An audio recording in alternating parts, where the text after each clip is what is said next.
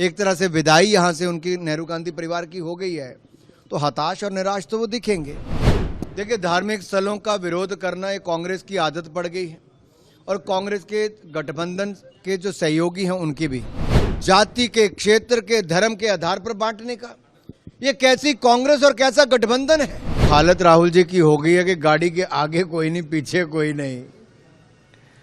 तो ऐसे हताश निराश व्यक्ति क्या करेगा? इस तरह के ही बार बार बयान देगा। जब जनता सुनने को नहीं आती, उत्तर प्रदेश जैसा बड़ा राज्य जहां नेहरू गांधी परिवार की 4-4 पीढ़ियों के लिए वोट मिलता था, सीटें जीतते थे, आज वहां पर उनकी सुनवाई नहीं, कोई पूछने नहीं आता है। एक तरह से विदाई यहां से उनकी नेहरू गांधी परिवार की हो गई है, तो हताश और निराश तो वो दिखेंगे। और दूसरा, जब वो यहां से हार के वायनाड चले गए थे, तो वायनाड से, केरल से जाके उत्तर प्रदेश के लोगों के बारे में जो टिप्पणी की थी, उसका दर्द मुझे भी आज तक होता है। तो उत्तर प्रदेश के लोगों को कितनी पीड़ा होती होगी। सोनिया जी को कई बार जिताया, लेकिन उन्होंने भी अपने क्षेत्र की अनदेखी की, तो अब वो उत्तर प्रदेश से भी राज्यसभा की सांसद नहीं, कहीं और से जाके बने। क्या उनके सहयोगी गठबंधन दल भी उनके लिए सीट नहीं दे पाए? ये अपने आप में प्रश्नचिन्ह खड़ा करता है कि दिखावे का गठबंधन है, कुल मिला के ठगबंधन है।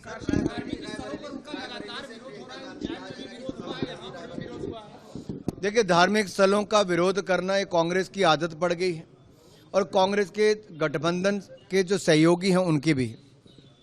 कभी राम जी को अपमानित करना, कभी सनातन धर्म को कुचलने की बात करना, कभी उत्तर दक्षिण को बांटने की बात करना, कभी भारत के टुकड़े टुकड़े की सोच रखना, कभी भारत के टुकड़े टुकड़े गैंग के साथ गठबंधन कर लेना, उनको अपनी पार्टी में शामिल कर देना।